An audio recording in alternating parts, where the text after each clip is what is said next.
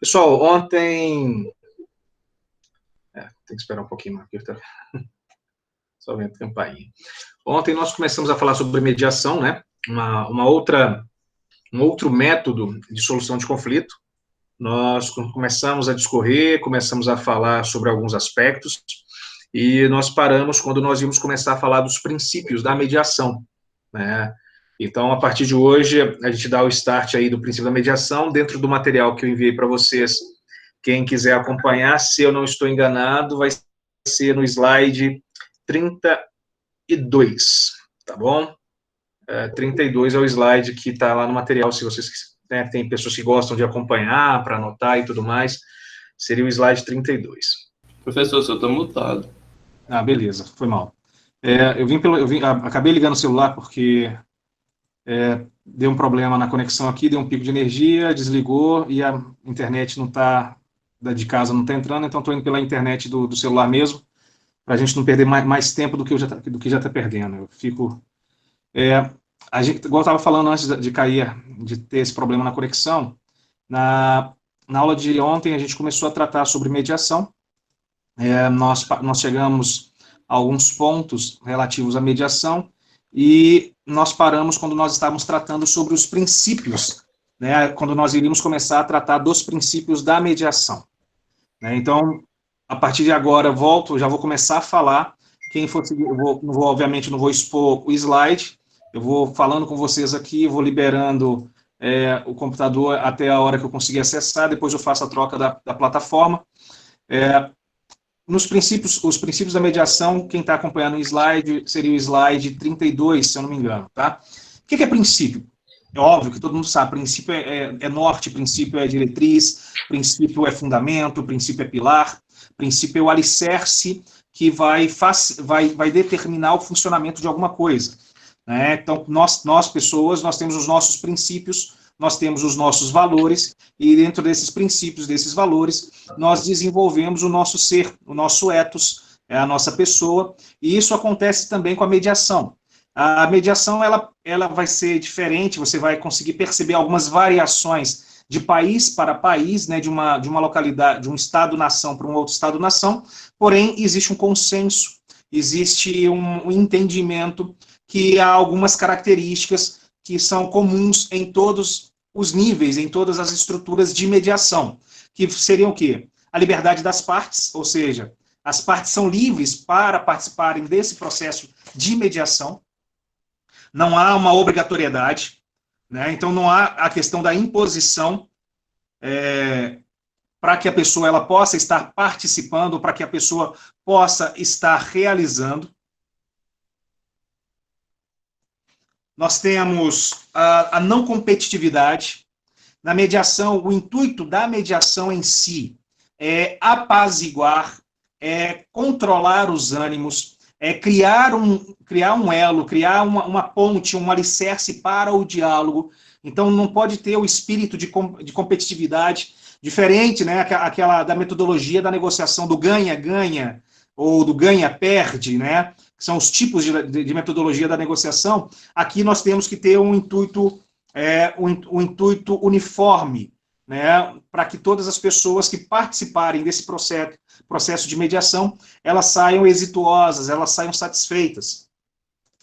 O poder de decisão também está na mão das pessoas, das partes, né, em que pese existir a figura do mediador, em que pese o mediador ter a autonomia para poder estar criando,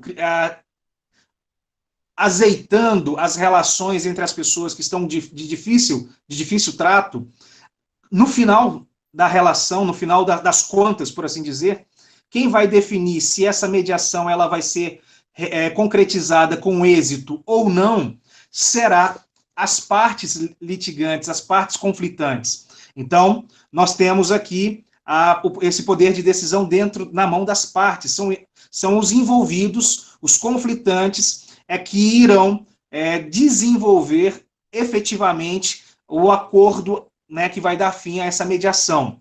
Por óbvio, como já mencionado, você tem a figura de um terceiro, esse terceiro ele é isento, ele é imparcial, é uma pessoa que não tem ou não pode ter interesse em favorecer nenhuma das partes, né? Então, assim, isso é extremamente complicado, né?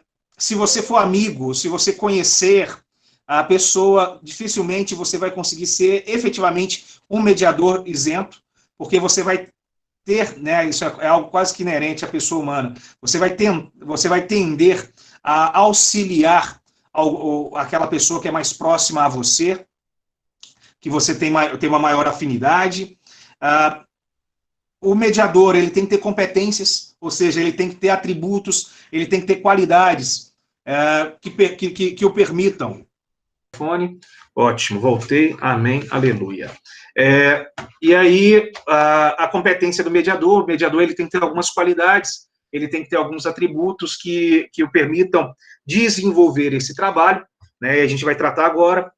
Existe um processo de informalidade, o processo de mediação, o ato da mediação, ele é informal para poder permitir que as partes elas se sintam à vontade, né? Então, você não tem aquele rigor, aquele formalismo, e, por óbvio, também, a mediação, ela passa a ter o quê? Uma confidencialidade. Tudo que se discute no processo de mediação fica naquele ambiente da mediação. As partes, elas não podem levar para fora, elas não podem publicizar aquilo que é discutido, aquilo que é debatido dentro da relação mediada. Ou seja, você vai trabalhar, vocês vão ter um período que vocês vão estar fazendo estágio, logo, o fórum abre possibilidades, tenho certeza absoluta que a faculdade já deve ter os convênios com o Tribunal de Justiça, até vou verificar isso com a Priscila, se não tiver, a gente já tem que começar a pensar nisso, porque a partir do terceiro período, o tribunal já aceita estagiários, né? Então, nós estamos aí com o pessoal do terceiro período, daqui a pouco troca estagiários. Estagiários para quê? Para ser mediador, para ser conciliador, que é o que nós estamos trabalhando nessa disciplina. E vocês logo terão essa oportunidade também de estar fazendo o estágio. A vantagem do fórum, o estágio remunerado, e diga-se de passagem, é um estágio até que com uma remuneração razoável, né, para se chamar de estágio. E aí vem o ponto. Qual que é o objetivo da mediação? Para que serve a mediação? Por que da mediação? A mediação, ela busca o quê? A solução do conflito. Né? Uma boa administração de conflito, ela busca uma prevenção da má administração do conflito, ela busca uma inclusão social, ela busca uma conscientização de direitos, ela busca o acesso à justiça, ela busca, enfim, o elemento fundamental do direito, que é o quê? A paz social, a pacificação social, né? O Estado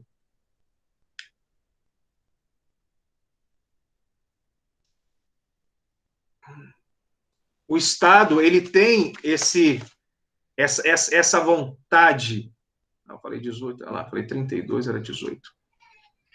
O Estado tem esse alicerce, né? O Estado juiz, o Estado de direito, né? A sociedade que nós vivemos, o Estado democrático de direito, ele busca exatamente isso, ele busca promover a pacificação social, né? Para que as partes elas possam viver em harmonia. A dinâmica do direito é que as partes consigam viver, né? Então, o acordo, obviamente, ele vai configurar o quê? Ele vai configurar uma consequência. Ele vai ser uma consequência dessa mediação, né? O acordo vai ser uma consequência dessa mediação, e não o objetivo específico, tá? Então, o acordo é uma consequência. O objetivo é pacificar. O objetivo é solucionar o conflito. O objetivo é prevenir, né, a maximização do conflito. O objetivo é conscientizar as pessoas dos seus direitos. Ok? Esse é o objetivo da mediação. O acordo na mediação é uma consequência, é um resultado. Então, por exemplo, se perguntar lá na prova, qual é o objetivo da mediação? O objetivo da mediação é solução dos conflitos, prevenção da má administração de conflitos, é a inclusão social com a conscientização de direitos, acesso à justiça, a busca pela paz social, a harmonização da vida, pacificação. Isso é o objetivo da mediação. Qual é o possível resultado quando você atinge esses objetivos? Um acordo. Agora, se você conseguir conter os ânimos das partes e facilitar com que as partes elas possam ter um diálogo, né? Então você mitigou, você minimizou, você já está conseguindo atingir o objetivo da mediação, mesmo que não exista um acordo. Porque a partir desse momento, as partes podendo conversar, as partes conseguindo dialogar, elas vão ter condição de propor, de ouvir. E aí, obviamente, em um momento futuro, pode ser que eles cheguem a um acordo, né? Nós falamos na aula passada, o acordo na mediação, ele não é imediato. O acordo, ele acontece por meio de reuniões, por meio de encontros, por meio de conversas. Dificilmente você, numa mediação, você vai conseguir resolver tudo de primeira, tá? Então, temos que ter isso em mente. O acordo pode não vir, né? Desde que o diálogo tenha efetivamente ocorrido. Isso é uma situação bem possível. O fato de confundir o acordo com o objetivo da mediação pode comprometer todo o andamento do processo. O que seria isso? Se eu ficar na mediação, se eu tiver em mente que eu tenho que conseguir o acordo, eu vou estar forçando, eu vou estar influenciando. E aí pode ser que eu, como mediador, eu não vou conseguir ser imparcial. Eu não vou conseguir a empatia dos litigantes, dos conflitantes. Por isso que um dos requisitos que nós mencionamos, né, um dos princípios, que seria o quê? O terceiro, né, a participação do terceiro imparcial e algumas competências de mediador. E dentro dessas competências está o fato de você o quê? De você compreender, de você perceber, o momento para poder o quê? Para buscar a pacificação, né, a prevenção desses conflitos, né? Em alguns casos, obviamente, o mediador poderia estar tão preocupado em chegar a um acordo que deixa de seguir os passos necessários para uma mediação adequada. Quais são os passos necessários?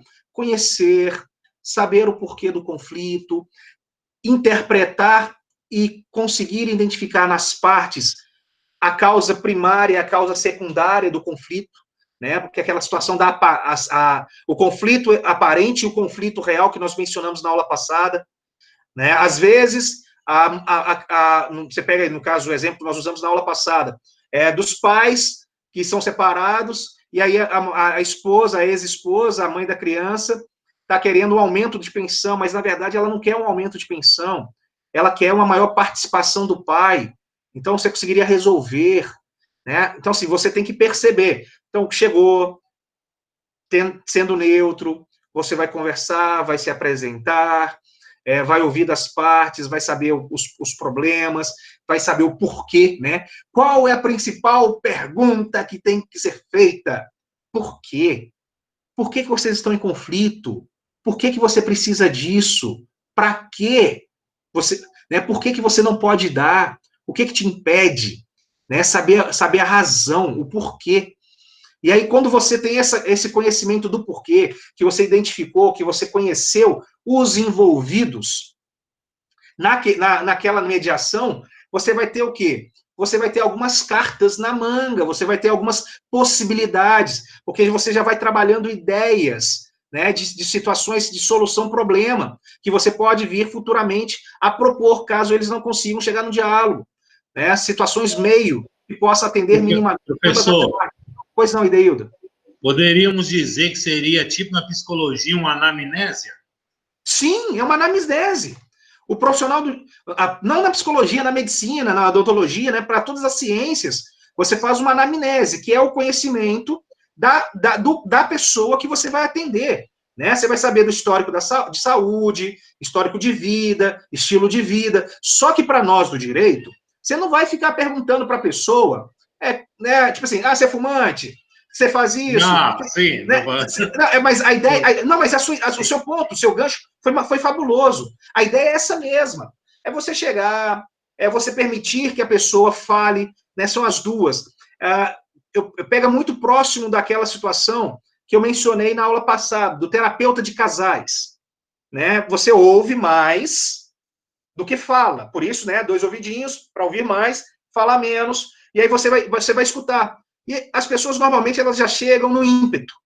Vocês vão ter a oportunidade de participar de audiências, nem que seja para fazer os relatórios obrigatórios, né? Mas vocês vão ter que participar de audiências antes de formar, e vocês vão identificar isso, que muitas das vezes as pessoas já chegam armadas até os dentes para guerrear. E aí o papel do mediador, que aí entra também a figura do conciliador, né, que foi objeto passado, mas eles estão muito próximos. O papel de quem está ali mediando é o quê? Opa, vamos acalmar. Como é que eu acalmo? Não, peraí, rapidinho. Não, mas por que você está falando isso? Não, segura, você vai controlando, você vai fazendo. Você não vai fazer a entrevista com a pessoa, mas você vai extraindo da pessoa as informações que você necessita para formar o perfil dela, para você identificar. Às vezes, né, igual você falou da psicologia, a pessoa ela pode estar revoltada, né? Eu tenho casos aí de clientes que separou, principalmente os maridos, né? Separou, tá tranquilo. A mulher tá cuidando do menino, a mulher tá dentro de casa, o cara tá de boa. Né? Vou usar essa expressão mesmo, tá de boa. Tá ali tranquilão, ele vai pra night, vai pros barzinhos, conhece as menininhas. A mulher tá em casa cuidando dos filhos que o casal teve. No momento que a esposa resolve voltar para a vida, né, a ex-esposa resolve voltar para a vida, volta a sair com as amigas, vai para a academia, conhece alguém, aí o cara se revolta. Opa, aqui não. E aí o sujeito começa a falhar, por exemplo, na pensão. Ele começa a dificultar, ele começa a... você está rindo aí, Pamela, mas é verdade. Ele começa a criar um conflito com os filhos. Eu tenho uma situação, eu posso contar o santo, eu posso contar o milagre, não contar o santo. Eu tenho uma situação de uma ex-aluna, que é minha cliente. Ela foi casada com um rapaz durante 10 anos, você passou por isso, né? Ela foi casada com um rapaz durante 10 anos, tiveram 2 filhas. Esse rapaz, esse senhor, esse moço, como queiram falar, ele tem uma estrutura muito boa, a moça também, né, que é a cliente, tinha uma estrutura muito boa, ele é família, dona de empresa, aquela coisa toda, tem um patrimônio legal, e eles divorciaram. Depois que divorciaram, tranquilo. Ele foi seguir a vida dele, a moça ficava trabalhando e cuidando das meninas. Aí ela resolveu fazer a faculdade. Foi quando eu a conheci. Ela resolveu fazer a faculdade de Direito. E na faculdade, algo que é da dinâmica, você vai conhecer pessoas. Né? Hoje é sexta-feira, não tem aula, vamos para o barzinho. Né, depois da aula, vamos para o barzinho. Vamos sair no final de semana. E ela começou a sair. E no momento que ela começou a sair, e esse rapaz já estava vivendo com uma outra pessoa, ele já estava tendo uma vida, um namoro lá, um namorido com a outra pessoa, quase que uma união estável. No momento que essa moça, né, ela começou a viver, começou o problema. Aí começou o problema. Porque ele começou a fazer terrorismo com as crianças. Qual que era a razão? Aí você vai chegar numa audiência, qual que é a razão? Mas porque ela fica saindo no final de semana, ela fica fazendo isso. Aí você vê que, na verdade, é o ciúmes. O casamento acabou, a relação findou, mas o sujeito ainda está preso. Por isso que você falou, e deu show de bola, é a questão da anamnese. Aí você vai perceber, né, a figura do sujeito. Tá? E nessa solução de conflito, nós vamos buscar o quê? Nós vamos buscar um meio para facilitar o diálogo. Obviamente, esse é o objetivo da mediação, diálogo. Afinal, o diálogo é o caminho a ser seguido para alcançar a solução dos problemas, dos litígios. É conversando que a gente se entende. É conversando que nós chegamos a um denominador comum. Conversando que nós conseguimos solucionar os problemas, né? O diálogo ele deve ser como elemento fundamental, ele tem que ser como pilar, tá? E tem que ter uma visão positiva, né? Você tem que ter um diálogo e tentar criar um diálogo como uma visão positiva. Lembra lá da aula de ontem? As pessoas devem entender, elas devem estar cientes que conflito faz parte da vida humana. Ninguém vive sem conflito. Ninguém vive sem conflito. Se você casar, se morar só você e sua esposa dentro de casa, for no mundo, vocês vão ter conflito. Se você tiver menino, vocês vão ter conflito. Se você tiver um irmão, você vai ter conflito. Se você tiver vizinho, você vai ter conflito. Não existe isso. Ainda que você tenha uma relação boa, vai gerar um conflito. Seja porque um vizinho colocou o lixo na rua, seja porque o vizinho não limpou a calçada, seja porque o vizinho fez um som mais alto, sempre vai haver um conflito. É da essência da vida humana haver conflitos. E isso que nos faz crescer. É isso que nos faz desenvolver. Não é porque tem conflito que a vida não vai ser boa. O importante é saber da existência do conflito, compreender esse conflito e ter condição de ultrapassá-lo. E normalmente a gente ultrapassa esse conflito como? Conversando. É dialogando. Sem diálogo, a gente não consegue, pois é a comunicação que é um mecanismo facilitador da solução desses problemas. É óbvio. Vai ser a pessoa, mas tem aquela pessoa que você vai conversar que ela nem quer ouvir. Sim. Simples. Deixa ela desabafar primeiro. Eu sei que é difícil. Eu sei que é difícil. Mas na mediação você vai ter que permitir isso. Você vai ter que falar, fulano, deixa ela falar. Segura aí, deixa ela falar. Você deixa ela desabafar. Depois que ela desabafar, né? E daí eu tô vendo um sorrisinho maroto ali no Ideildo, porque como psicólogo ele entende exatamente disso. A pessoa tem que falar. Fala. Depois que a pessoa falou, é o caso do terapeuta. Né? Às vezes tem pessoas que falam, eu faço terapia. Não é porque você tem problema, não. É porque você precisa desabafar. Aí você vai sentar ali com um psicólogo, psicólogo terapeuta, e vai soltando seus problemas. Não, meu problema com isso, problema com aquilo. E aí ele vai te ouvir. Ele pode virar e falar assim, a solução está em você. Mas ele te deu a possibilidade de você falar. E aí você esvaziou. Na mediação vai acontecer isso. Né? Às vezes o marido só escuta, a esposa só escuta, irmãos, você vai ter mediação, por exemplo, mediações boas, né, em casos de inventário, né, de famílias ricas, né, você vai ter que ser mediador. E aí você tem que deixar as pessoas falarem, desabafarem. Depois que elas desabafarem, aí você fala, ok, feito. Agora, vamos passar uma nova página. Vamos ultrapassar. Todo mundo falou que tinha que falar, todo mundo se manifestou da forma como precisava, agora ninguém tem mais nenhum problema, ninguém tem mais nenhum conflito interno precisando extrapolar. Então vamos conversar das coisas que são importantes. Como é que a gente vai proceder aqui? Então, assim, você deixa primeiro. Se for necessário, né, se você perceber, remarca a reunião, conversa com as pessoas em separado, depois para reunir, deixa as pessoas se desabafarem com você. Se você perceber que todo mundo desabafando ali não vai dar certo, vai marcando escalonado. Vai marcando escalonado. Advogado é um tanto psicólogo. Né? O Conselho Federal de Psicologia tinha que ter lá uma licença para o advogado, né? Uma licença ad hoc lá, porque nós exercemos também um papel de psicólogos. Tá? Ao se conseguir facilitar esse diálogo, nós podemos considerar a mediação exitosa, que é aquilo que eu mencionei. Né? Porque no momento do diálogo, no momento imediato do diálogo, as partes elas podem não chegar naquela solução, porém, futuramente, elas podem ter essa possibilidade de acordo, de solução amistosa, composição, tá?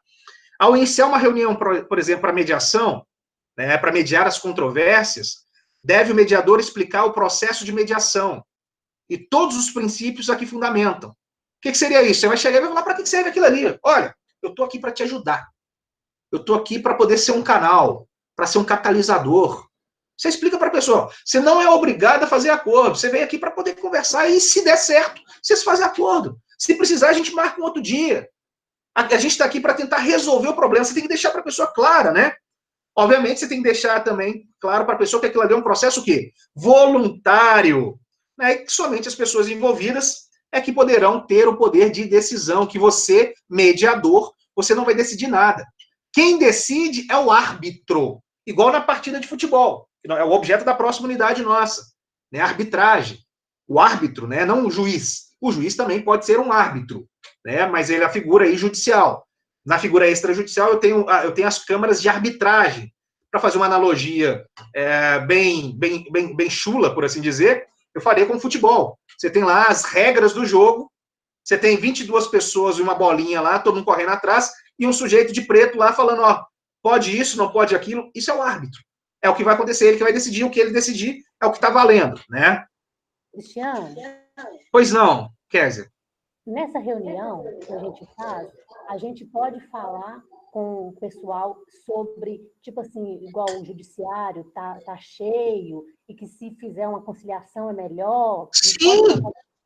Olha, eu tenho por hábito, quando eu vou falar com as pessoas, o seguinte, você vai explicar. Exemplo, um divórcio. Vou pegar de exemplo para você, um divórcio.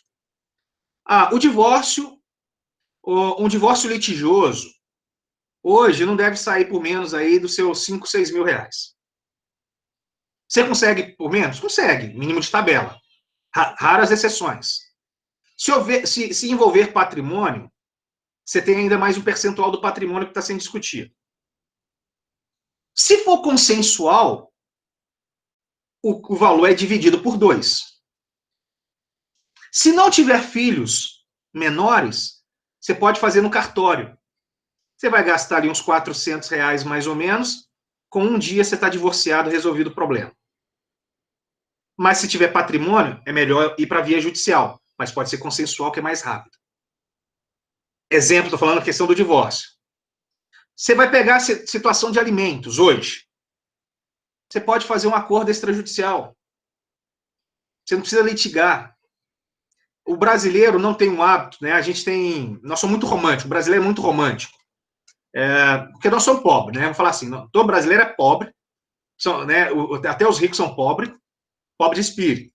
Mas lá, o brasileiro, ele não conhece uma coisa chamada pacto antinupcial. Né? Todo mundo quando apaixona, né? No amor da minha vida, meu bem. É o meu bem, meu bem, meu bem, meu bem. Né? Amor pra cá, amor pra lá. Vão casar? Vão. Vai lá, casa bonitinho, só meu bem, meu bem. E aí acontece algum problema na relação. Uma traição, uma incompatibilidade, porque namorar não é a mesma coisa que casar, não é a mesma coisa que morar junto. Você pode ter um ótimo namoro, conviver, gostar da pessoa, mas na hora que você vai viver com ela, você conhece os vícios, os defeitos dela, e aí você percebe que não é aquela pessoa que você quer conviver o resto da vida. E aí você vai vir agora os meus bens, né, o divórcio. Se você tivesse pensado antes, isso aí, inclusive, é um papel que a gente pode fazer preventivo, tá? Olha lá do mediador, prevenção da má administração de conflitos. Se você tivesse feito isso lá atrás, você resolveria muito fácil o problema. Lá atrás, quando casar, você tem que virar para a pessoa, porque casamento é negócio, tá? Casamento não é por amor, casamento é por negócio.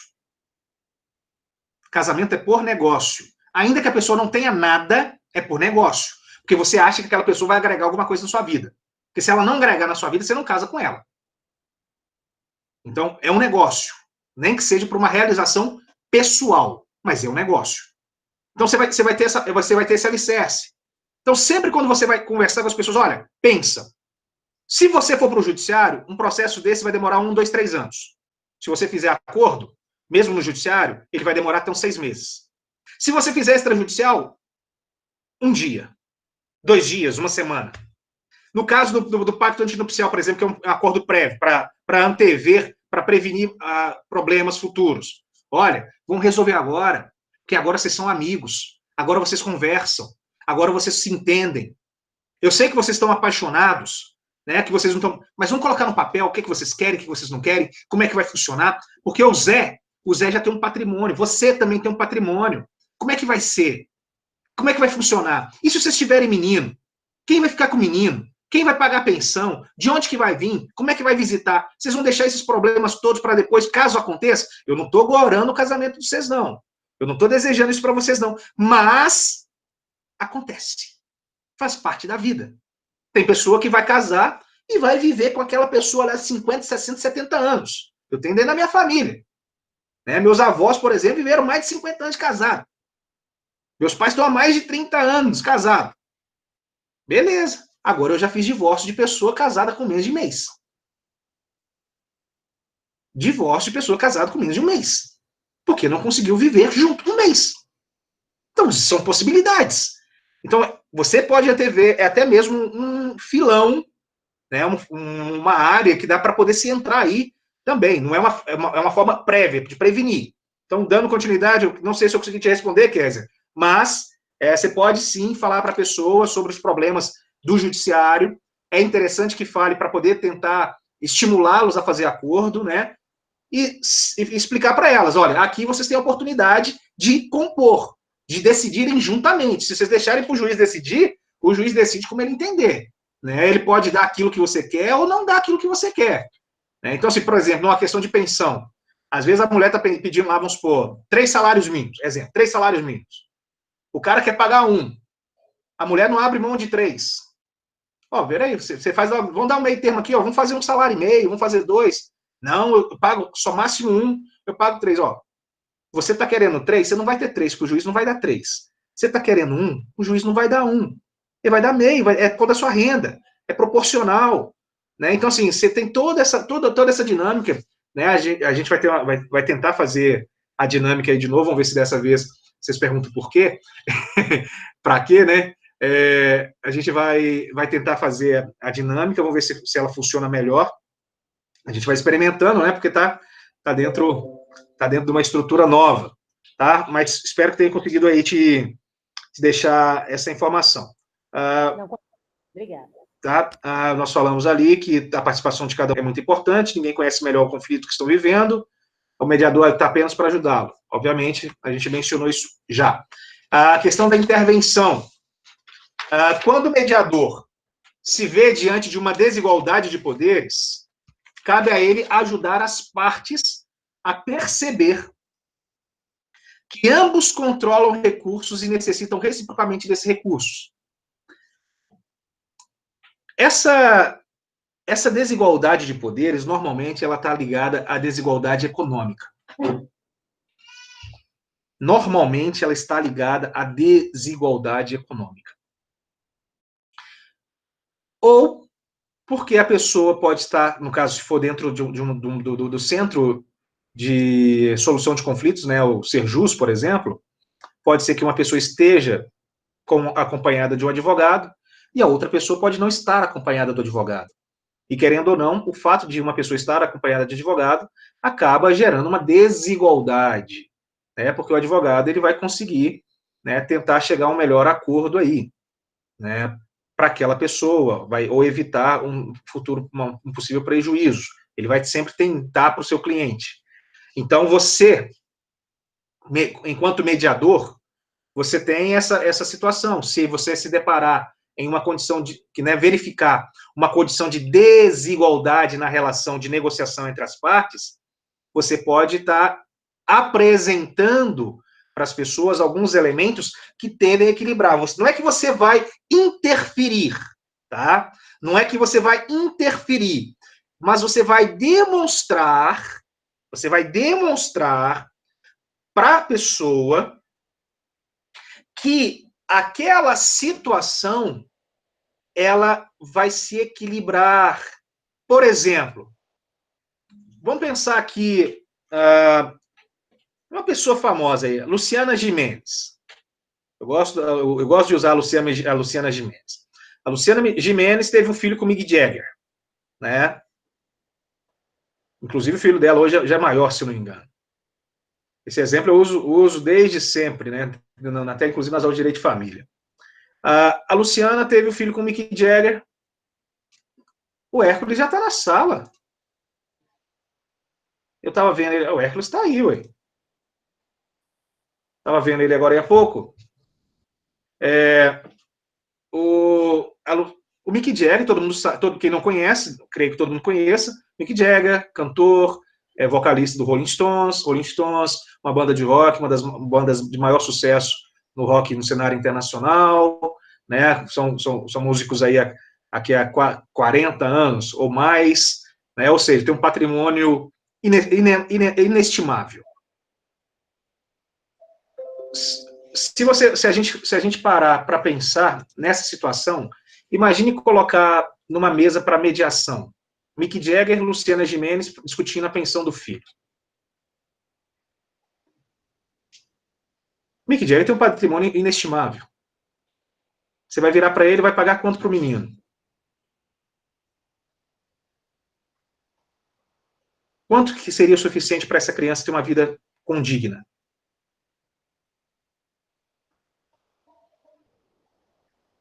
O juiz, ele tem que colocar a média.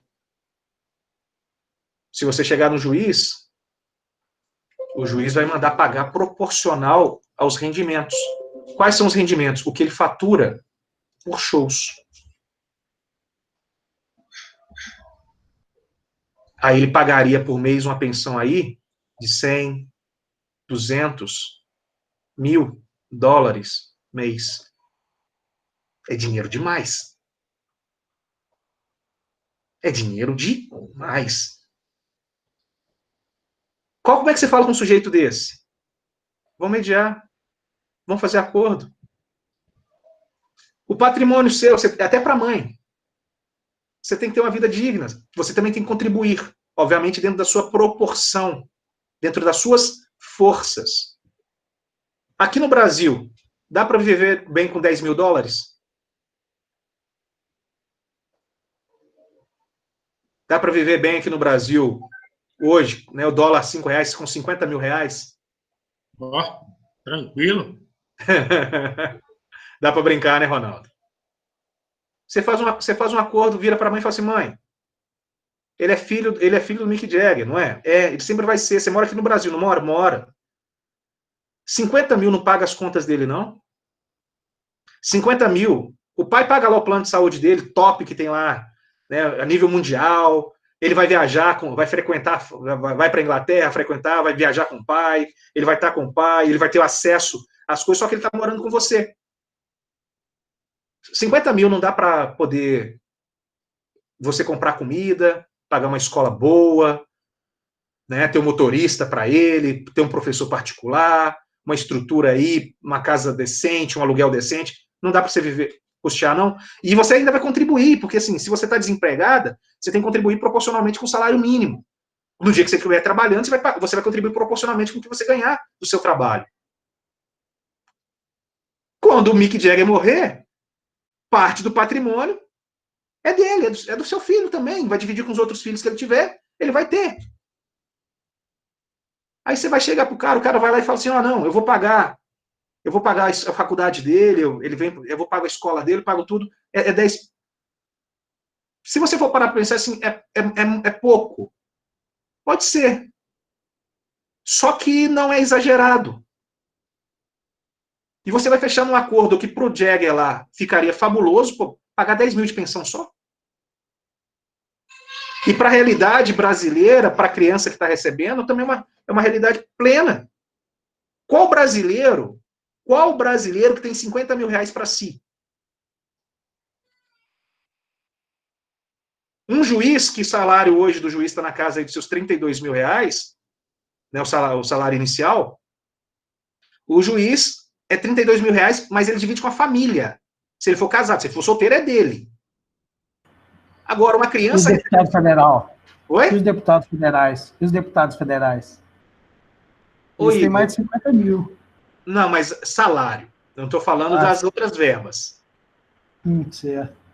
Entendeu? Porque você tem as verbas de gabinete, verbas de auxílio, as verbas chamadas verbas indenizatórias, né?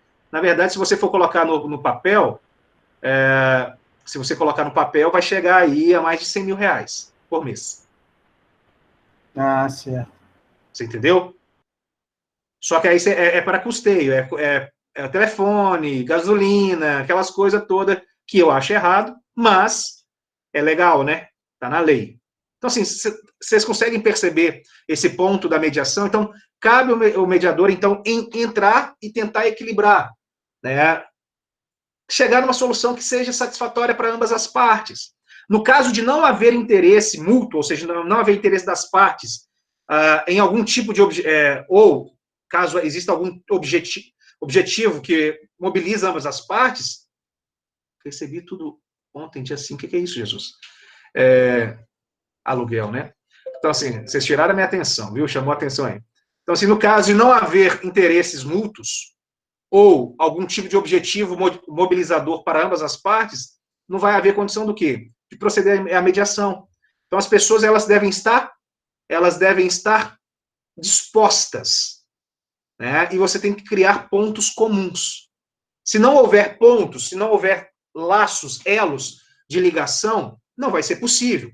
Para que duas pessoas possam vir a se interessar por qualquer tipo de negociação, pressupõe-se o quê? Que ambas desejam alguma coisa que a outra tem, ou que querem preservar alguma coisa que lhes pertence.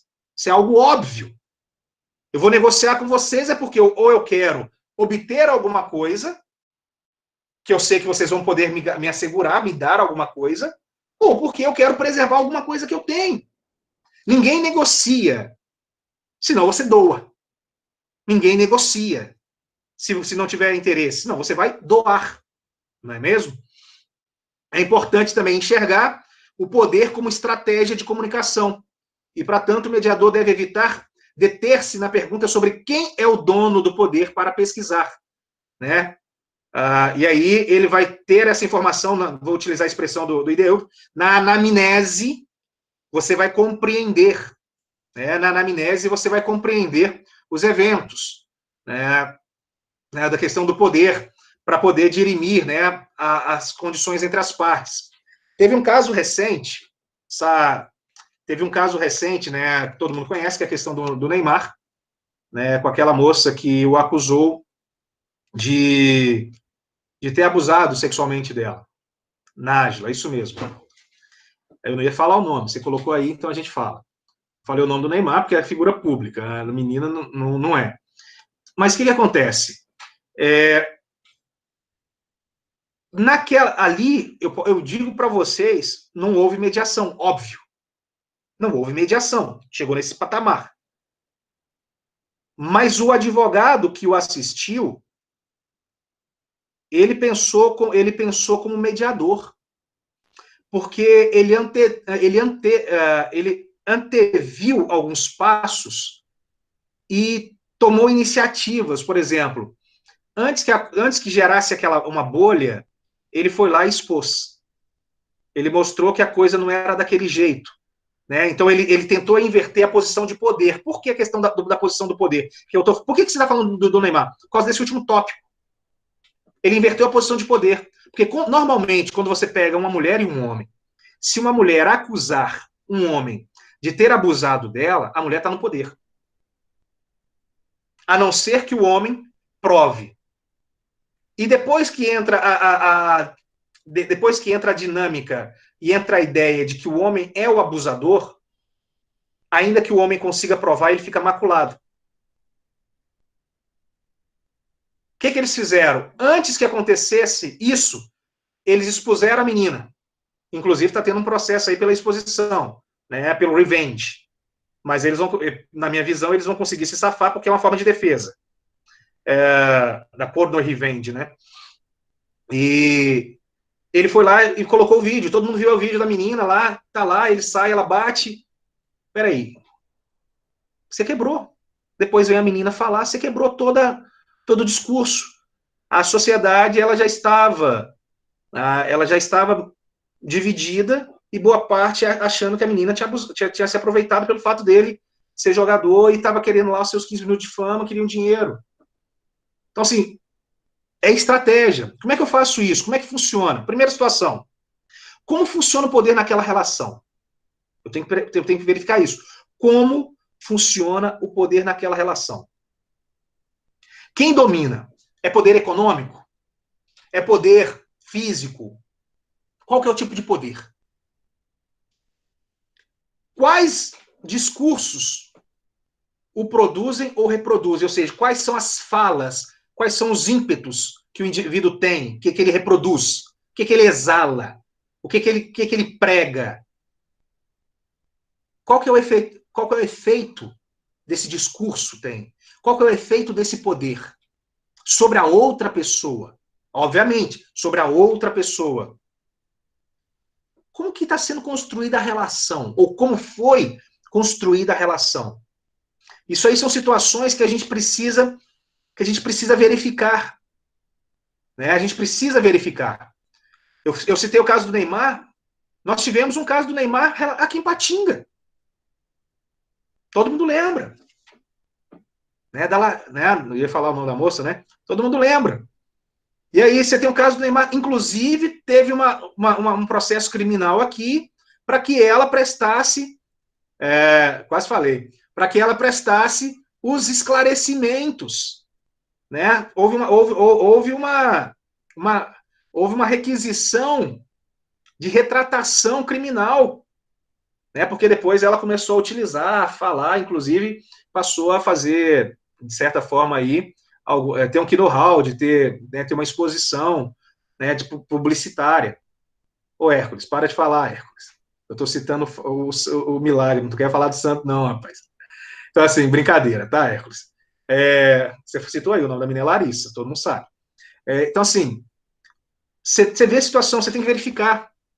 Aconteceu ou não aconteceu? Quem está no poder? Quem está utilizando o poder? Né? O mediador, então, ele deve o quê? Tomar essa dinâmica para ter o poder como estratégia. A gente tem que verificar. A anamnese, vou pegar essa palavra que o Ideudo usou, que o Ideudo usou aí, né, que é a palavra correta, anamnese. Então, assim, a anamnese, você vai tentar conhecer, identificar os indivíduos. E aí você vai fazer o quê? Você vai avaliar com atenção, obviamente, livre de preconceito, livre de reducionismo. Você não tem que ter preconceito. Olha, nós vivemos numa sociedade plurima, de ideias plurimas. Não é porque eu não gosto, não é porque eu não aceito que eu tenho de direito de ofender ou agir mal. Tá?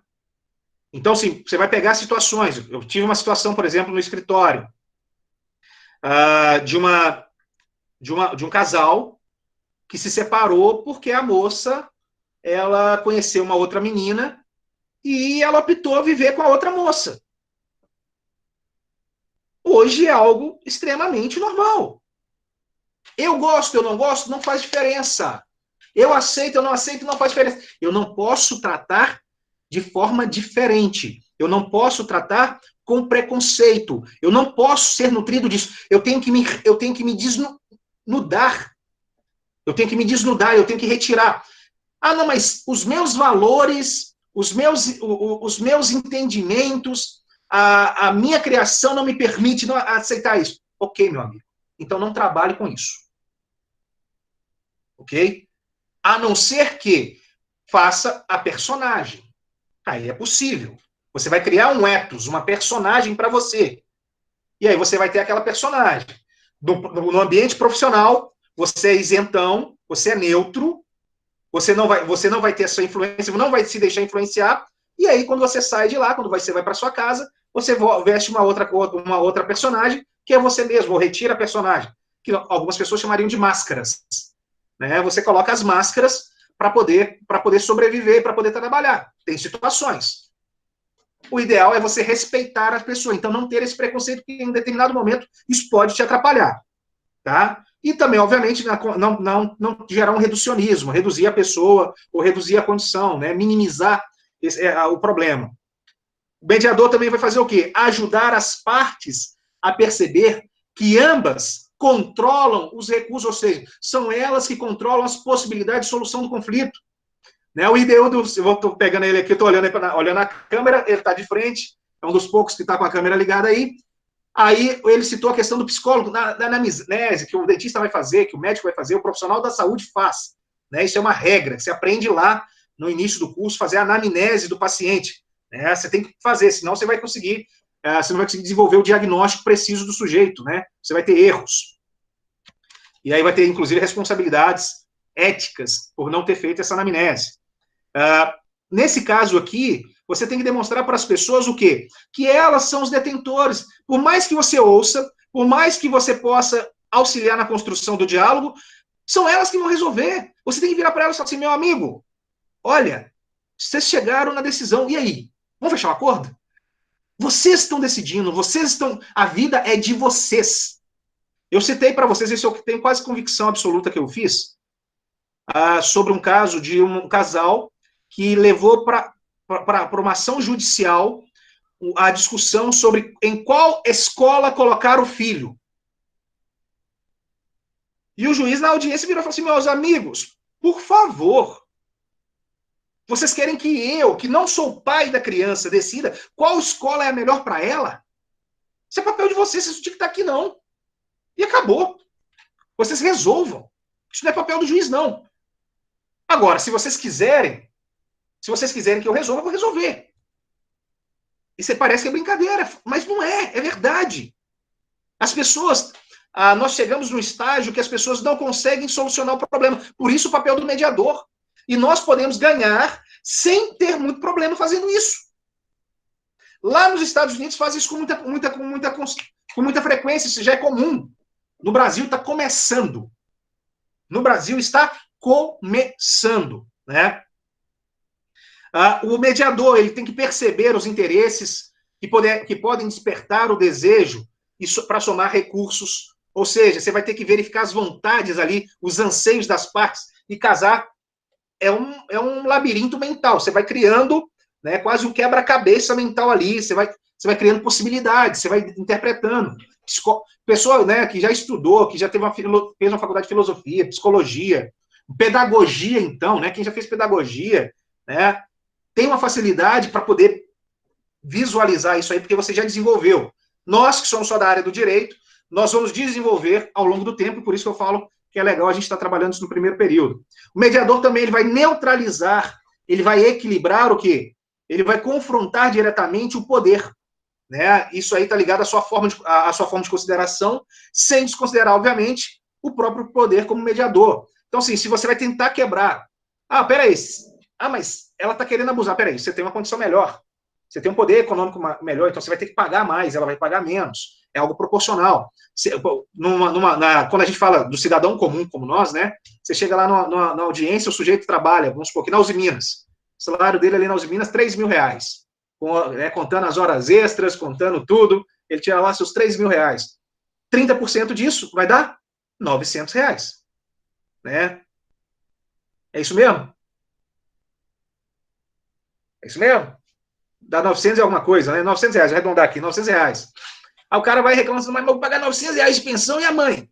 Não, a mãe trabalha, ela ganha 1.045, é o salário mínimo. 30% disso dá quanto? 30% disso aí vai dar mais ou menos R$300, né? Dá R$300. Você vai estar pagando 900, porque você ganha 3, ela vai estar contribuindo com 300. É proporcional. Ela está dando 30%. Agora, se você não quer pagar, continua morando com ela. Volta a viver com ela. Você não vai ter que pagar. Só que você não quer isso. Né? Então, assim, você tem que conseguir, você tem que neutralizar, você tem que utilizar de alguns subterfúgios, né? A gente vai desenvolver isso durante a vida, durante a academia, durante a vida profissional, a vida acadêmica, né? Durante o período da faculdade, a gente vai tentar desenvolver isso. Tá? Então, isso é positivo. O mediador também, ele tem que considerar que as diferentes partes nunca podem ter o poder absoluto, né? Porque, do contrário, não haveria conflito. Né? Então, você tem essa circunstância aí, tá? Então, que nós já falamos. Deve-se afirmar que a mediação, ao contrário do processo jurídico adversarial, só pode acontecer mediante um equilíbrio relativo de poderes, para que os conflitos se resolvam de maneira produtiva. No litígio, não. No litígio, você fala o que você bem entender. Aí, se alguém aí viu o Advogado do Diabo, se alguém já viu o Advogado do Diabo, eu citei para vocês já, né? Ali você usa o poder da sua retórica, né, da sua oratória. Né? Você vai escrever. No caso nosso, não é falar. Só no tribunal do júri que a gente fala para convencer as pessoas. Mas aí, perante o juiz, você vai escrever. E você vai contar, você vai sensibilizar, através da escrita, o juiz. O juiz pode se sentir sensibilizado com a sua história, com os documentos que você juntou, etc. e tal. Aí, é questão judicial, é litígio, é diverso. Agora, na mediação, não. Na mediação, você esquece, meu amigo. Ela te traiu? Esquece. Ele te traiu? Esquece. Esquece a traição. Ah, ele tem filho fora do casamento? Esquece. Nós estamos falando do seu filho, nós estamos falando do seu casamento, nós estamos falando do inventário do seu pai, nós estamos falando do problema da empresa, nós estamos falando do problema da sua relação dentro da faculdade. Nós estamos falando... Você esquece os problemas externos. É você e o outro. Lembra lá o eu. Né? Chama para si. Eu penso, eu não gosto, eu desejo, eu acredito. Não coloco você, tiro você. Né? Esquece o você, é eu. Vamos lá. Esquece os problemas. Ah, você me traiu. Esquece o você me traiu. Vamos lá. Nós casal, nós não conseguimos. Então, eu quero o divórcio. Eu quero o divórcio porque eu não consigo mais viver com você, porque eu não confio mais em você. Legal. Pronto. Então, é eu.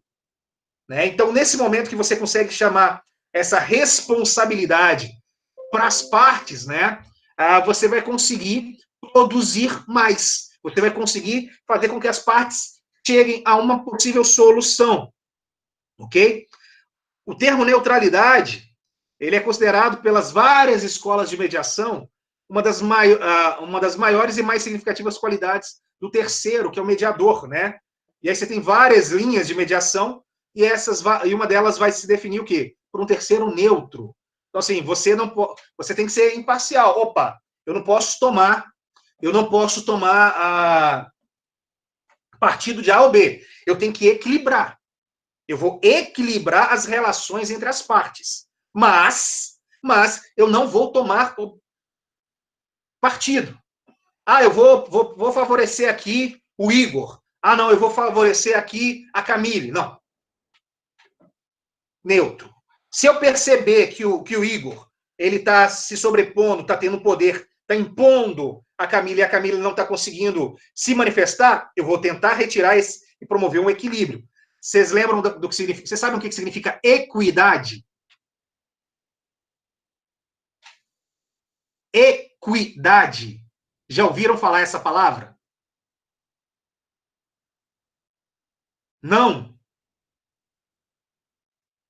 Ninguém sabe o que é equidade? Ah, já? Ok. Equidade vem do preceito que? De equilíbrio. Não de igualdade. Equidade é equilibrar a relação. E aí, sintetizando de uma forma bem literal, bem didática, é você tratar as pessoas em condição de desigualdade com a desigualdade da condição que elas se encontram. Então, tratar os desiguais com desigualdade e os iguais com igualdade. Se eu tenho uma pessoa com poder econômico maior, eu vou pesar a balança mais para esse que tem um poder econômico menor. Um exemplo, Código de Defesa do Consumidor. Nas relações de consumo, você vai ter o quê? Um equilíbrio em favor do consumidor, que é a parte hipossuficiente. Ok? É um exemplo. Nas relações que envolvam menores, predisposição, preferência para os menores, que é a parte hipossuficiente. Então, você tem essas possibilidades, essas circunstâncias, ok?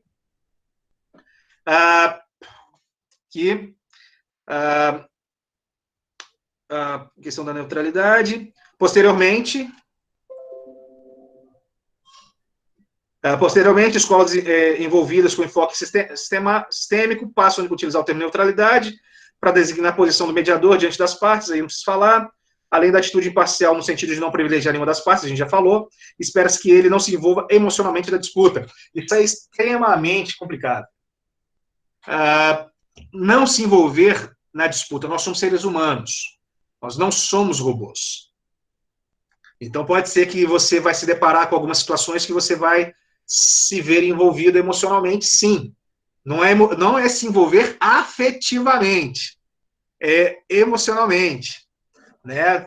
Você comprar as dores, por exemplo. Se uma mulher na mediação, porque ela é mulher e a mulher ali está numa situação de desvantagem, ela vai lá e joga para o lado dela. Não pode.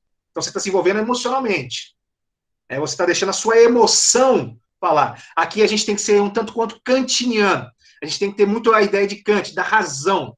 Né? Nós temos que ser críticos. Nós temos que pensar. É a razão que irá nos permitir avançar. Ok? Então, assim, ter esse cuidado para não deixar as emoções também.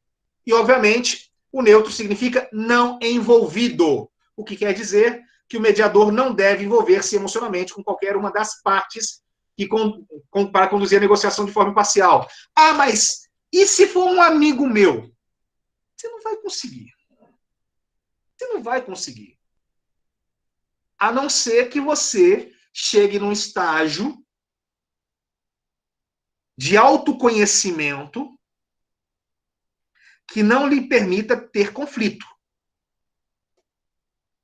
Que não lhe permita deixar que outros sentimentos floresçam durante o processo de mediação. No início da profissão, não sei como é que vocês vão desenvolver,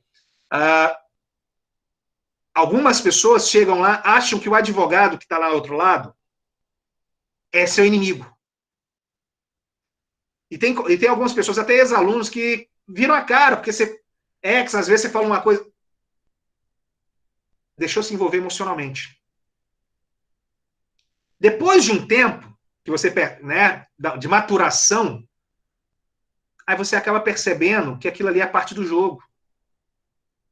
É igual num jogo de futebol.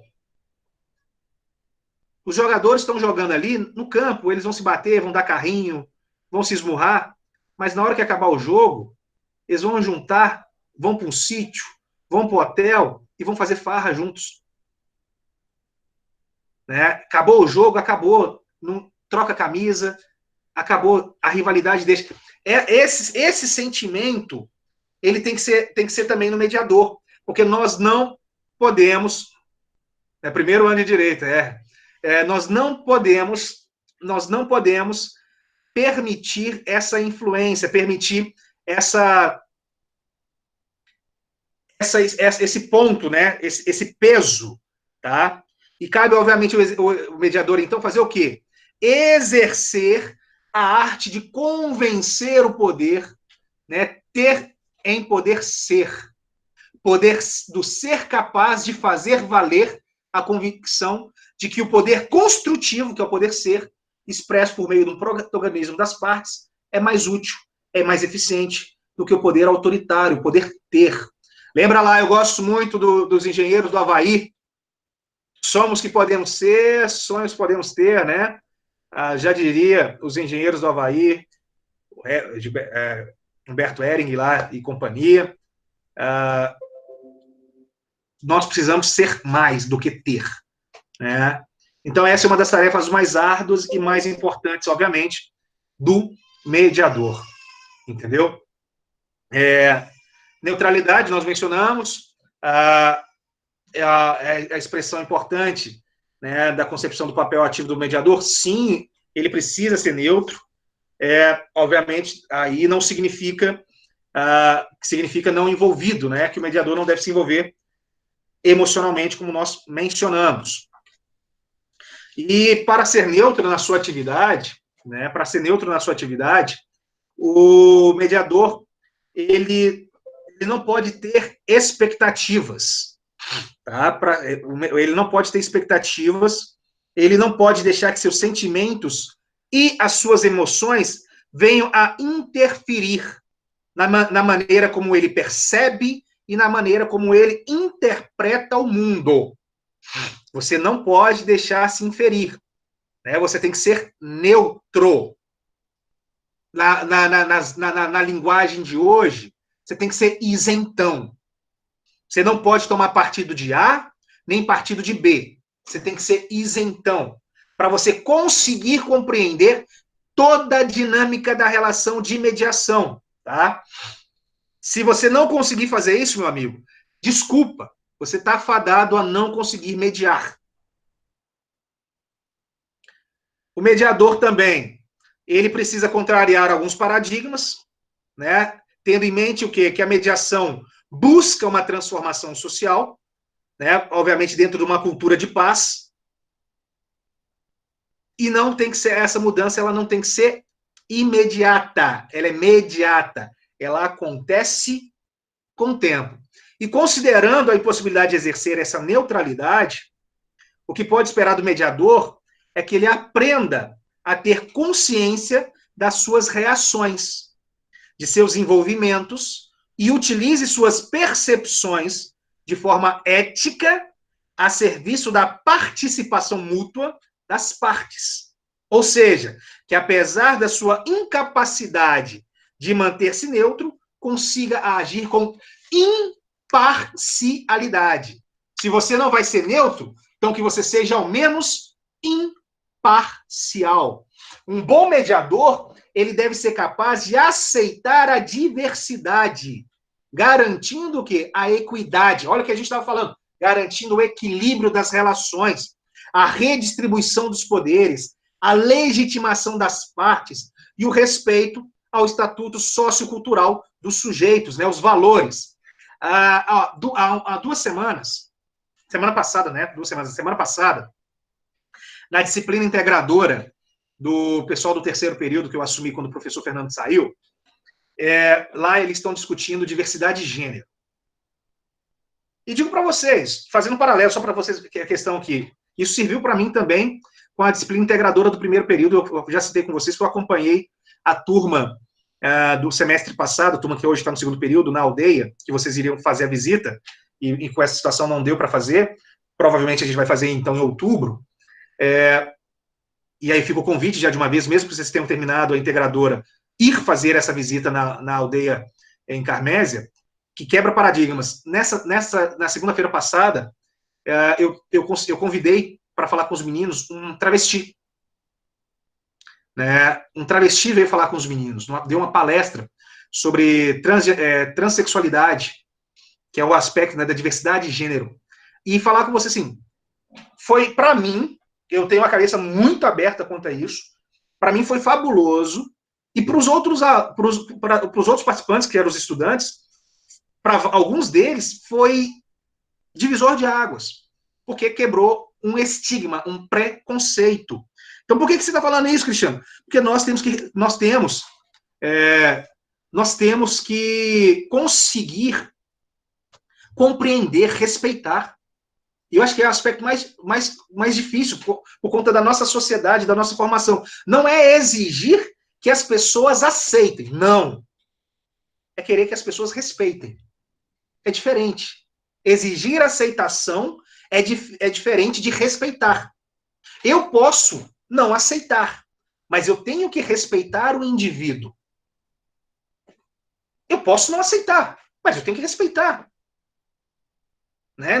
Não é porque eu não gosto que eu vou ter que maltratar, que eu vou ter que agredir, que eu vou ter que humilhar. Né? Então, esse ponto do mediador, o mediador ele tem que ter esse equilíbrio. A gente fala muito do mediador, mas é o ser humano. O ser humano ele tem que ter esse equilíbrio. Ele tem que conseguir perceber. A dinâmica do direito é: o meu direito vai até onde começa o direito do outro. E o direito do outro vai até onde começa o meu direito. Se as pessoas souberem o limite dos seus direitos, nós vamos viver bem na sociedade. Né? As pessoas não podem querer impor a mim algo que eu não gosto. E eu também não posso querer impor às pessoas um modo de vida da qual elas não querem viver.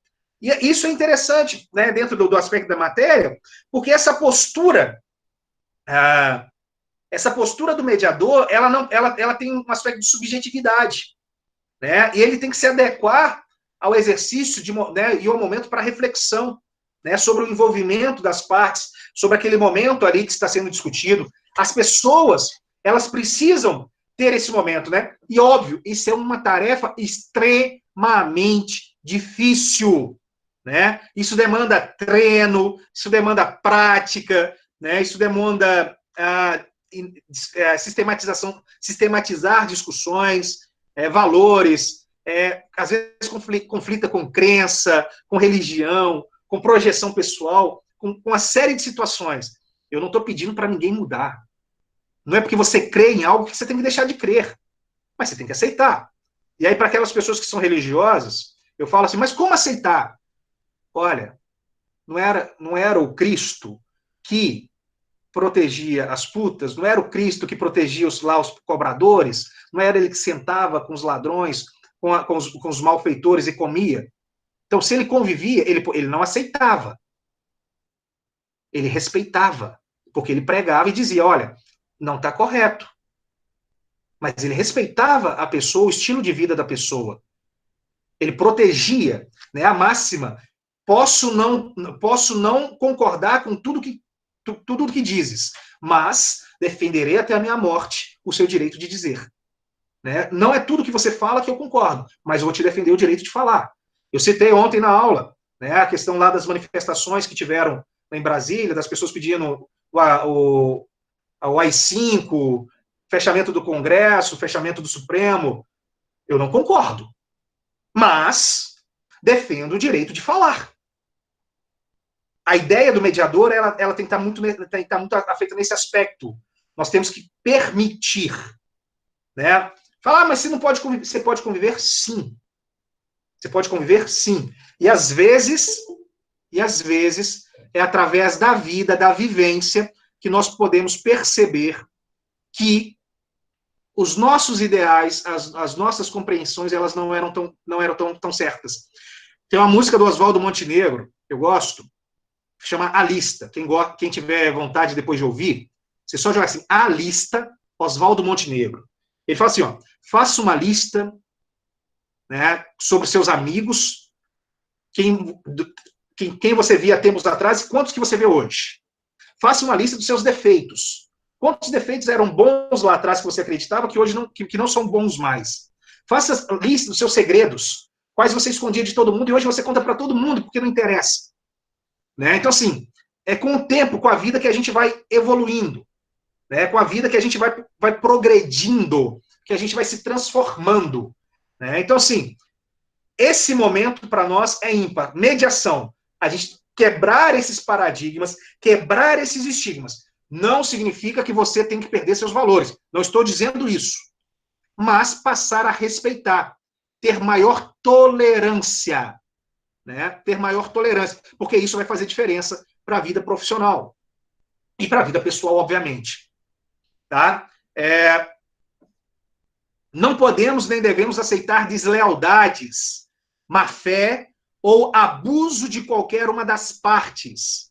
Na mediação, assim como nas outras que a gente já falou, não podemos aceitar má-fé, não podemos aceitar abuso, deslealdade, né? A lealdade, a ética, ela tem que estar presente integralmente durante toda a relação, toda a mediação.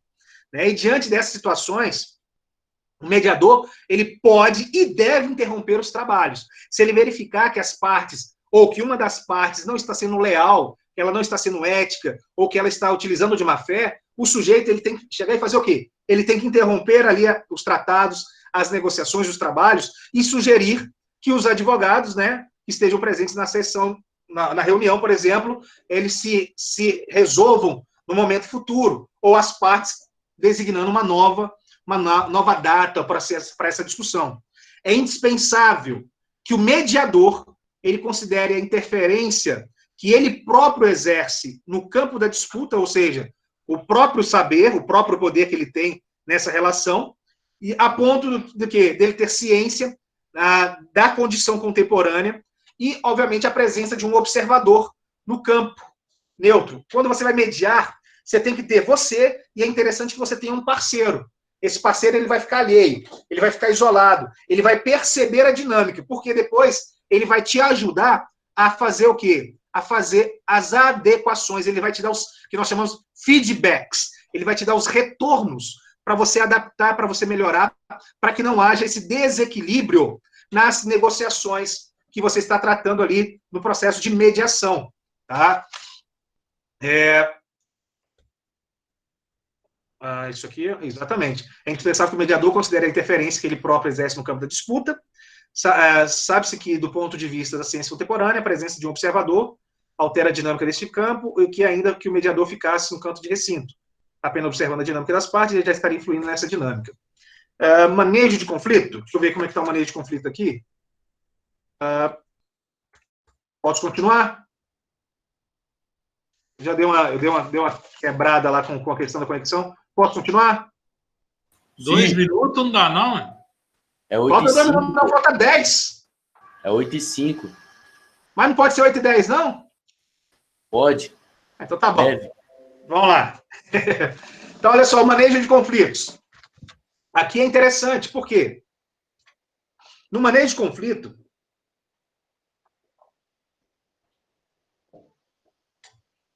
nós temos que ter em mente que o ambiente familiar, isso a gente até discutiu, né? A questão do reflexo, acho que foi com vocês. Não foi com vocês, não, foi com a disciplina integradora, desculpa. No ambiente familiar, que as primeiras experiências de conflito, elas vão ser introduzidas na vida da criança. E as crianças também, elas passam a ser um exemplo, um reflexo daquilo que elas experimentam dentro do ambiente de trabalho, dentro do ambiente familiar. E é nesse espaço da família que as formas de resolução de conflito, elas vão começar a ser introduzidas. Não há como as famílias negarem completamente os conflitos, obviamente. Eu tenho 2 crianças aqui em casa, então eu sei muito bem disso. Eu tenho uma criança de 1 ano e meio e uma de 5. A de 5 é um amor, ela é calminha, ela é zen, ela é da paz, ela é chorona. O de 1 ano e meio é o Souza, é brigão, é mordedor, é batedor, né, é bravo, é nervoso. Você tem que conciliar. E aí como é que você vai conciliar? Você vai tentar transformar o ambiente, né? Ao invés de um campo de batalha, ou ao invés de criar um bode expiatório, né, o delator, o X9, né, você vai criar ali a situação para que as pessoas, para que as partes, elas possam se responsabilizar pelos atos, né, sem atribuir a terceiro, ou sem atribuir ao outro, né, a responsabilidade pelos conflitos, pelos eventos. Então, volta muito naquilo da aula passada, na aula de ontem. É o mais o eu e o menos você, né? Nos conflitos entre irmãos, nos conflitos entre casais, nos conflitos entre pais e filhos, conflitos decorrentes dos diferentes ciclos da vida, né, na faculdade, no trabalho, enfim, que possuem características próprias, eles vão se entrecruzar, né, entre os diferentes níveis de relação, por exemplo, união, nascimento, o envelhecimento, a adolescência, né? Quem é pai de filho adolescente aí sabe. Eu já fui adolescente, eu sei que é um problema que eu dei para meus pais, né? Então, assim, o nascimento de filho muda toda a dinâmica. O casamento muda a dinâmica do namoro, né? Os ciúmes, as preferências das pessoas, as privações, né? Assim por diante. Tudo isso vai gerar um conflito, né? No casamento, você casou, meu amigo, você tem uma prisão em regime semiaberto, entendeu? Você acorda, você sai para a vida e depois você volta para a prisão, porque acabou o futebol, acabou a cervejinha no barzinho com os amigos, acaba tudo, né? E aí é uma situação de privação. E isso pode gerar conflito. Isso é uma das coisas que gera conflito, né? Não precisa acabar o futebol não, né? Depois que casa, acaba. Então, assim, isso é conflito. As pessoas precisam entender, né? Então, assim, essa privação, se você, antes, o sujeito tinha essa liberdade, na hora que você casou, a partir de hoje você não vai ter. Impactou. Conflitou. É nesse contexto que a gente vai adquirir o quê? Os nossos primeiros manejos, né? As formas como nós vamos nos adaptar, como que é a forma como nós vamos nos identificar e solucionar os problemas, né? Como que nós vamos nos opor a esses conflitos que aparecem. E a mediação, ela tem por finalidade o quê? Fornecer ao mediado, ou seja, a parte que está sendo mediada, a possibilidade de rever seus padrões de conduta. E, normalmente, a gente chega numa situação de necessidade de mediação por conta de uma vida pregressa, daquilo que a gente já vivenciou, aquilo que a gente já traz de carga, de informação, de formação humana, Né? Então, assim, é uma sessão mesmo de psicólogo, de terapeuta. Meu amigo, será que está certo? Vamos lá. Não pode. Será que a mulher realmente é submissa? Será que o homem é que tem que trabalhar, a mulher que tem que cozinhar?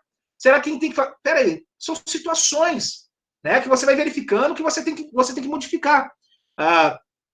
Você vai, obviamente, você vai tentar aí tentar mudar esse pacto social, né, para revalorizar as pessoas, revalorizar a pessoa humana.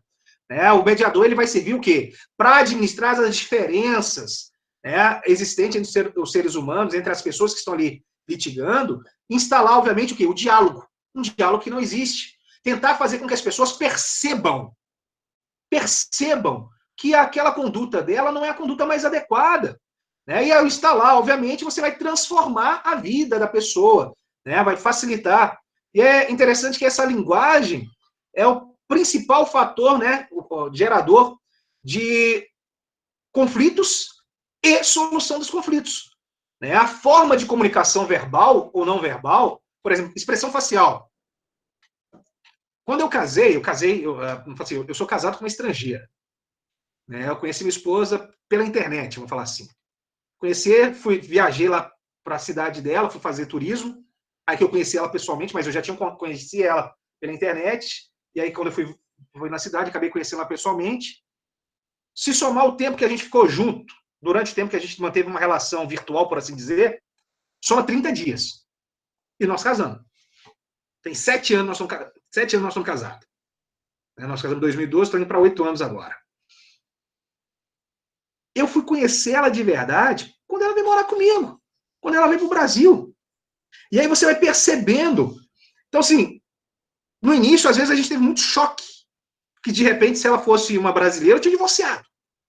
Mas como era estrangeira, vão tentar o negócio aqui, vamos ver, para funcionar. Então, hoje, por exemplo, eu acordo. Pela feição, né? Pela feição, opa, peraí. Ele não está bem. Deixa ele acordar e está de mau humor. Então, pela expressão, se eu acordei, se eu não dei bom dia, não fala nada comigo, não. Espera eu falar bom dia, que eu tô ainda em fase de interiorização. O meu menino mais velho é a mesma coisa. Normalmente ele acorda rabugento que nem eu. Né? Então, assim, sem dúvida, Pedro, pode ser lá do outro lado do mundo. Então, a minha estava lá na Rússia. E assim, o meu filho mais novo, por exemplo, ele já acorda sorrindo. Expressão.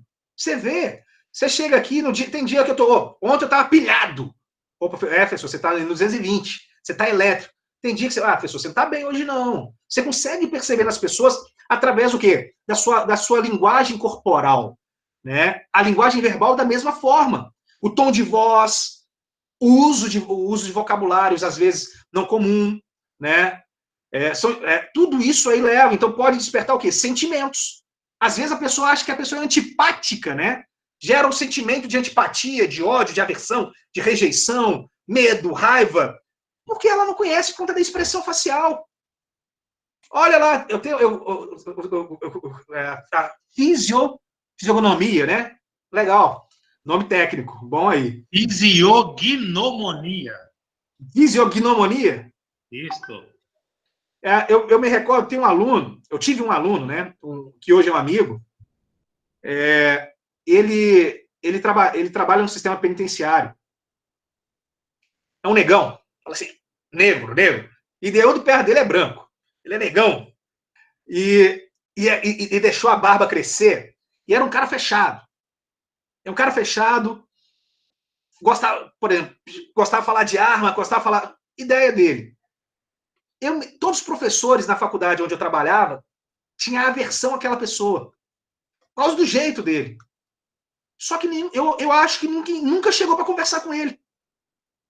Eu me propus conversar com o sujeito. Trocar uma ideia com o sujeito. Desarmou. E aí você percebe que não é aquilo que as pessoas pensam. Ou seja, a expressão, a linguagem corporal, não é aquilo.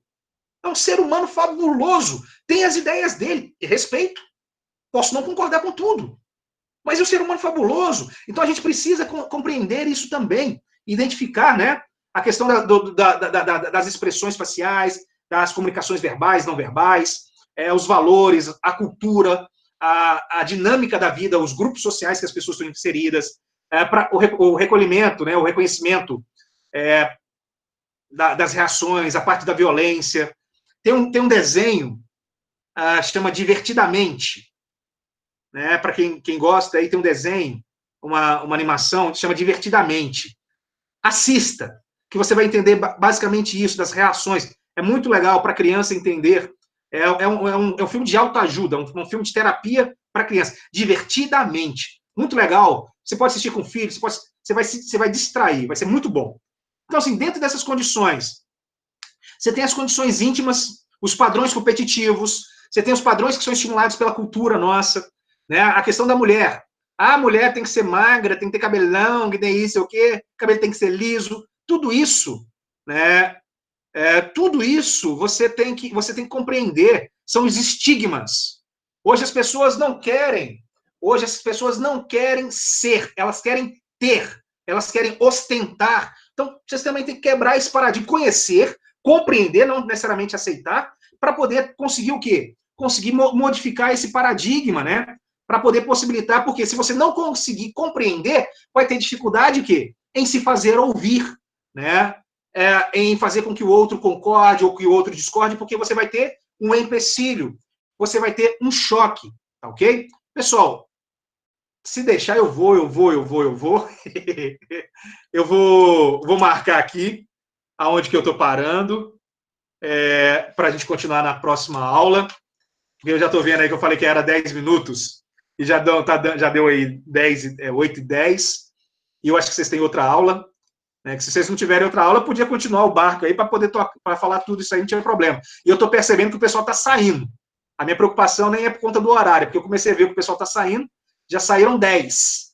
E aí eu me preocupo com isso aí, né? Porque a gente vai dando informações, o horário era até 8:05, e aí nem todo mundo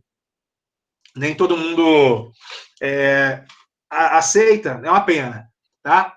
Valeu, brigadão. Eu estou acabando de corrigir as provas, os trabalhos, eu comecei a lançar as notas.